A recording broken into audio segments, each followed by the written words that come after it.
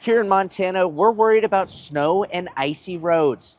But hundreds of miles away in California, fires rage on, destroying many properties and homes. And that might feel like it's far away, but that's not exactly the case.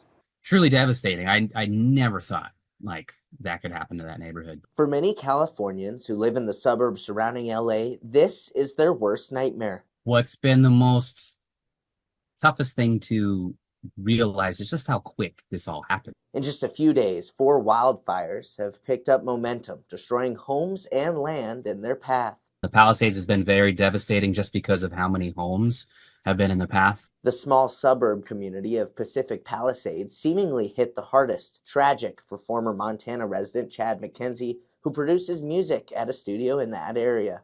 I've been there once a week for the last at least 11 months. There's a good chance both of those studios, the places that I work at, are gone. A big chunk of his livelihood likely burnt to the ground, completely out of his control. This scenario was nowhere near close to my mind happening. It's not unprecedented, but it is unusual. Longtime Montana firefighter Al Nash keeps tabs on big fires like these, knowing it's not out of the realm of possibility for Montana firefighters to get called in to help. All of us find ourselves, when we're in a unique situation with big fires, ordering in help from somewhere else. And Nash says this fire was part of a perfect storm. With the temperature, with the drought, with the scope of these winds in densely populated areas, there's very little, frankly, that firefighters can do. MTN meteorologist Jason Stiff agrees. This is the time of year where we should be getting a lot of rain in that part of the world, but they haven't had much lately.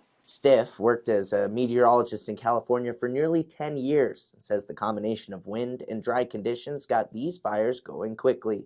If you get Santa Ana wind like this in LA County and Ventura County and anything sparks, there's no stopping the fire. It's going to be a while before they get the upper handle on this. Mother Nature needs to give them a break. A dire situation with not much end in sight, though McKenzie is doing his best to keep it in perspective. I still have my home. My family's great. All the people I know are fine. In Billings, Charlie Kleps, MTN News.